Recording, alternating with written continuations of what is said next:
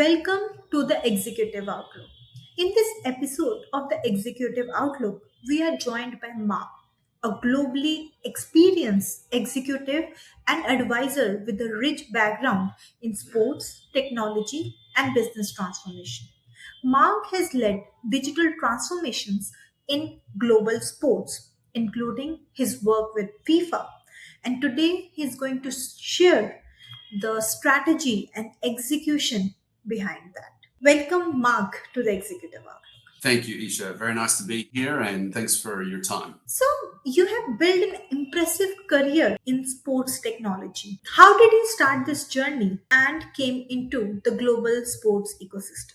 The origin story is my dad said something to me when I was a teenager that was very much to do with a question I had. He was a real estate agent, and I had friends that had fathers that were real estate agents, but they had these big houses and they had these nice cars and these amazing holidays, and we didn't. And I said to my dad out the back of the house, why is this the case? Like, we don't have these things, and my friends' fathers and families do. And he took a moment and he said, well, Mark, I sleep well at night. Now, at 16, I basically had no clue what my dad was talking about. When we fast forward 10 to 15 years into the future, I'm now at a pretty significant part of my career, and it's getting very serious. I'm at FIFA, and I've been given the mandate to clean up the transfer market, which was a very lucrative multi-billion-dollar industry with a lot of bad faith actors operating in it. And there were some very serious issues occurring. And FIFA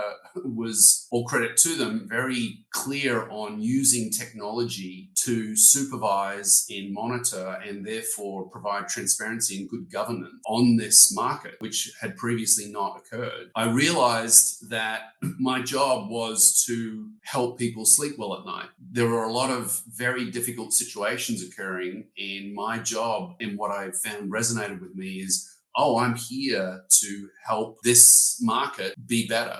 And that's where I found myself in the late 2000s with FIFA. And that's a very great work, also. And that's a nice thought, sleeping well at night. And that is what you're trying to do. It's a non-standard answer, but that's the mission or the principle I found myself doing. And it was a huge market. So there was a light bulb moment, I guess, in my head where I was like, I can see what resonated with me as a young guy, young man. And now I find myself being in a position to take the same principles that my dad was very, very clear on being important and applying it into my profession. Can you share some of the challenges that you have faced during this journey? This program was effectively cleaning up the global football transfer market. Those bad faith actors and behaviors were really the greatest challenge that we were facing. My job as general manager and CEO of the company that FIFA had created to solve this problem was effectively to convince all the clubs, all the leagues, all the football stakeholders that this multi-billion-dollar market was best served by good governance and transparency. They had experienced something quite the opposite. So it was a huge challenge. What I realized was a couple of years into the role was that I was in a global change management project. And it was the biggest one in sport. And, we had a vague idea how large the market was. And only once we delivered the solution to supervise the whole market is we were able to measure it. And that was, over 6,000 football clubs in 211 countries, moving billions and billions of dollars a year across the globe. So that was the greatest challenge, was to convince everyone that there was a better way of doing this and that the old ways were no longer going to continue. I can relate to that challenge. Yeah, in a more practical terms, the whole market was being run using what I called 1950s technology. It was fax machines, international phone calls, and literally courier services. DHL picks up contract, couriers it from one side of the planet to the other. And what we did is we provided a real-time online software as a service platform that moved the entire market from 1950s technology into the 21st century. So now everything is digitalized, everything is online, everything is available all the time. I think the best way to describe it is it was like using ticketing system that everyone now is familiar with when you book a flight. So you go onto a platform, you put in a series of details in chunks, and that's how we transformed the global transfer market of players moving from one club in one country to another club in another country. It was now this technology process that we digitalized end to end. How the people reacted towards this transformation? Well, you can imagine with the type of descriptions I'm giving you, most of the initial feedback was, you're crazy. This is not going to work. There was some very colorful language being used, to say the least. You're crazy. Who do you think you are? This won't help. This is additional work. So that kind of change management element was really very acute and difficult at the beginning. We, instead of pushing it onto the stakeholders, we took a strategic shift, or I strategically shifted it and said, well, we don't have to sell this to our stakeholders. That's exactly what we're going to do. We're going to create a value proposition. We're going to create a business tool they want to use because it's better than the old ways of doing things at a practical level. And at the same time, at a strategic level, it is implementing transparency and efficiency and effectiveness into how everything operates. And that's ultimately how we were able to go from nothing to fully implemented worldwide in under 3 years. We were extraordinarily successful doing that very necessary but extremely difficult change management. And so eventually what happened is we reached a bit of a networking effect, and clubs and stakeholders realized, oh, if we use the system, it's fast, it's efficient, it's way easier, and we can see that the rules are being implemented for everyone, which was another issue. It was a very low trust environment when we first arrived on the scene. If you want to measure the impact of the scenario which you have implemented, so what Yeah. is the impact you have created after all this great work? The principle that I came across early in my career at university was, if you can't measure it, you can't manage it. And if you can't manage something, you shouldn't really be involved.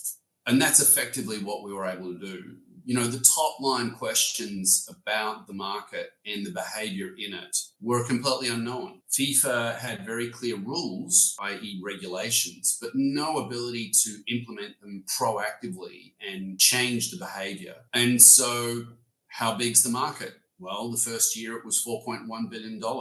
How many transfers were there? There were 12,000 odd moves of players cross-border worldwide. One of the other extremely difficult and challenging topics was the use of football to move underage players across the planet, something that, again, was part of this bad actor syndrome that FIFA was faced with. And so we were able to materially say, we have a way now of measuring and managing the market. We now prevent football from being used by bad faith actors to move underage players, using football as the sort of vehicle for getting that done. We now track how many players have moved. We have cases and data around all of those moves and why they were allowed and not allowed. So, you know, FIFA's principled position on movement of underage players was, until you're 18, you stay with your family in the country that you were born in. That's the blanket rule. And so now we were in a position to go, yeah, we're now implementing and enforcing that rule globally.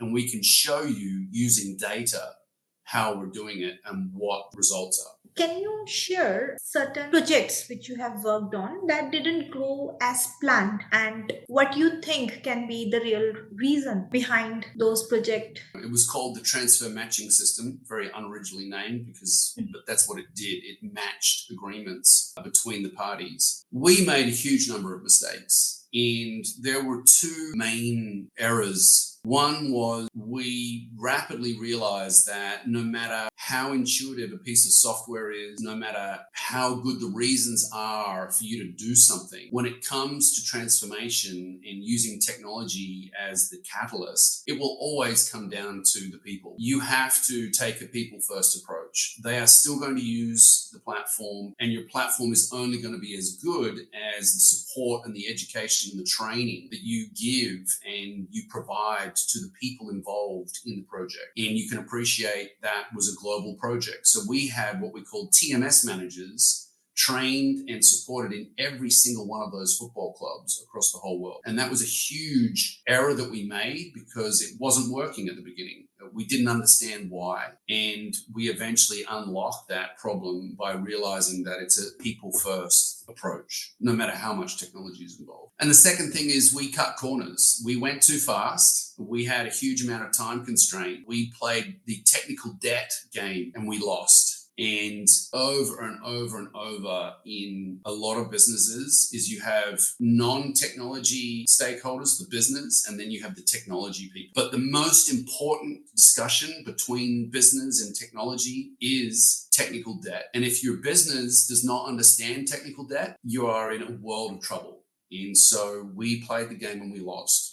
We crashed on the busiest day of the year, the closing day of the summer transfer window in the Northern Hemisphere. Our system failed. We had played the technical debt game and we had lost and we were down. And you can appreciate where the critical failure point for all moves worldwide. So no system, no transfers, no movements of players, no news articles on the sports pages of your favorite player moving to a different team. All finished. That was the lesson we learned there. You must ensure that your business, or in whichever environment you're supporting, understands technical debt. And if they don't, it's the single most important thing to explain to the point where they do get it. So I got the understanding that why people first approach is very important. So, Yeah. where do you see the role of technology in modernizing the traditional sports organization, especially those that has operated in the silos for years? It's extremely important. And I think sport still has a blind spot when it comes to technology and what it means to their business if it's professional and to their organization if they're not professional. You know, technology is the single most important catalyst for getting stuff done. It's the reason why the most successful organizations on the planet are technology companies. And there's a reason why. And I think that is something that sports still wrestles with. It is not the case that there is a sports technology executive at the top table in all of your favorite sports teams and organizations, many times viewed as just this thing that happens in the background and you just need to sort it out, which is true. But if it doesn't work, or if you're not leveraging it, you're either failing or you're leaving a huge amount of opportunity on the table for your organization in whatever it's doing. And so I still think there's a huge amount of opportunity and uplift in sport across the planet when it comes to the use in the implementation and leveraging of technology. I'll give you an example, a very positive test case here. ATP Tour, so men's professional tennis, they appointed the first CTO in their organization's history 2 years ago. They realized exactly that point. Without a technology executive at the top table, you know, software and the use of these capabilities ends up very fragmented. It solves specific problems in a part of their business, but there's no rolled up overall point of view that is looking at the most efficient and effective way to do stuff. And that's usually what happens a lot of the time. Technology gets used in sport to solve a particular problem in a particular part of an organization. And 10 years later, the CEO or the board is like, how much money do we spend on technology? And then they look at it all and they're like, whoa, what's going on here? And you're like, yeah, these people are doing what they're meant to be doing. But as you can imagine, it's in very narrow, siloed environments, and it's not efficient and effective. And a lot of organizations in the sports world are starting to understand that and taking steps like ATP Tour did. You made a very good point over there that if we are working in silos, it can add onto the budget, Yeah. but it does not Yeah. get impact. Listen, I had one organization, they had 3 different AWS hosting contracts because one part of the business had a problem and they contracted with AWS. This happened 2 more times. The AWS account manager's like, why is there 3 accounts for one organization? And it's that fragmented, siloed approach that is really what you're looking for as a value add to have a sports technology executive at your top table. They're a business partner. It's funny funny because siloed thinking in management consulting is probably one of their number one outside in areas of focus. And you hear it all the time. Yet in sport, there's just this blind spot when it comes to technology. It just works. So to go back to that point, it's still people. Absolutely. And with AI also, it's still people. Yeah. So, for the young people who are trying to build their career in leadership for sports technology, so what advice do you want to give to those professionals? Listen, I'm going to blatantly steal a Japanese concept, and that's the ikigai concept. And I'm going to fumble this because it's my version of it. You hear a lot about follow your dreams and think big, and that's all well and good. But I think find something you're interested in and you're good at and blend those two, because one or the other, less likelihood of sorting out your career and becoming self-sufficient, landing in a combination of elements that you are interested in and good at. And so that's your value. You like what you're doing for the most part. There's no perfect job. There's always some part of pretty much anything you're doing which is not fun. Taxes.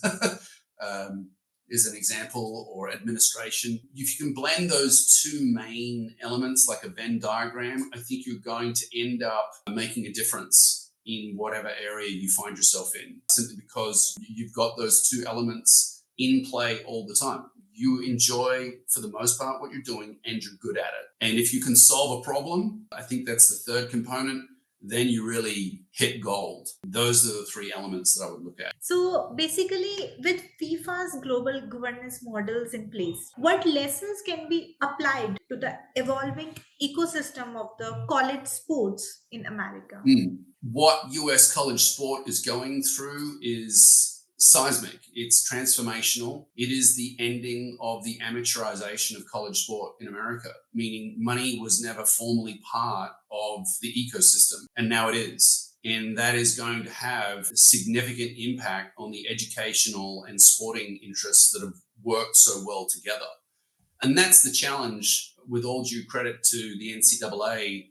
They were never set up to supervise professional sport, which is a much different proposition than amateur sport. And that's what FIFA effectively always had in its mandate. Professional football, or for my US audience, soccer, they were always required to look at the professional part of the game and build the governance models in order to make sure that the interests of money and the sport were balanced. And that's the challenge that I believe technology is the best place to solve for what is going on in US college sport for the first time in its 110-year history. The principle is simple. If you can't measure it, you can't manage it. And if you can't manage it, you probably shouldn't be doing it. And so you can see the direction of travel is correct. However, they're not there yet. And that's what FIFA did. FIFA, as I mentioned earlier in the discussion that we're having here, was faced with what money at scale does in sport when it's not given guardrail and it's not monitored and it's not being supervised. And that is player exploitation and market distortions that end up potentially ruining the sport itself, or in FIFA's case, the goose that was laying the golden egg, which is highly successful sport. Money comes in and it stresses all of the organizational and individual level governance that you've got in place. And that can have some pretty difficult consequences. So it's fascinating. I think what FIFA did was something that can be blueprinted at the very least using those principles. And I think luckily I had the opportunity to do that for FIFA, and it was extraordinarily successful. That is something that other sports can look at as a benchmark. Definitely. And things are started getting evolving, and that's the best thing, right, in the sports technology, because I have seen very rare projects into the sports, like hardly one or two projects. And when I had a conversation with you, so I was very excited to understand that, okay, how you shifted, how you have created the digital transformation, what was being used earlier and what is being used now. Mm, Like, you have shared your insights, and that is such a motivating thing. And that is actually the use of technology, why we want to use it. We want to make the yeah, changes in the existing things, how the things are happening. yeah. It should be optimized. It's a statement of fact that technology is a problem solver, and we've been doing it for multiple decades now. And again, I go back, sport just seems to not understand that first principle. If you've got a problem, it is most likely going to be solved by the implementation and leveraging of technology. And that's what I did for the global football transfer market. And it can be done again. It is a business model and it does work. And there's a lot of things to learn from the experience that FIFA has with implementing the project through the work that I did for them. There's still a lot to be improved upon, that's for sure. I think first, always when we think of a change, and first time is always a difficult to take the decision. Are we doing the right thing or not? Right, and Yeah, we are in a position of taking those steps, yes or no. So that is yeah. the difficult part. And once the things get started, and once the Mhm. things are taking the shape, then we feel confident. Okay, thankfully we have taken the right step and we are on the right track. So Yeah. It was truly a greenfield project. We checked, it hadn't been done before. So we were basically in a completely what I call corporate entrepreneurial environment. We were doing something that had never been done before to solve some very difficult problems. And to FIFA's credit, they saw technology as the best way to do that. It's tough, it's not easy. how much time it took in order to do the complete transformation? We did it in 3 years. It started, I had a beta piece of software. I had 20 invitation letters for a proof of concept workshop, a small budget, and 2 headcount in January 1st, 2008. And by the middle of 2010, we were ready to turn on the platform and make it compulsory for the entire global transfer market. We went quickly relative to, a lot of other markets. So yeah, it was extraordinarily challenging. No one could envisage this being the case. It was completely preposterous that there's going to be a real-time online system which every club will use worldwide for all transfers that are moving internationally. And I'm very glad I did it. And, I guess just to be clear, I built an amazing team. We're still in contact today, years later, and with many people going in all sorts of different directions. It was an extraordinarily challenging and difficult time, but that's where you learn a lot, and that's where you build friendships and relationships that you will keep for the rest of your life. That was absolutely true. You have shared Perfect. incredible insights. Thank you so much.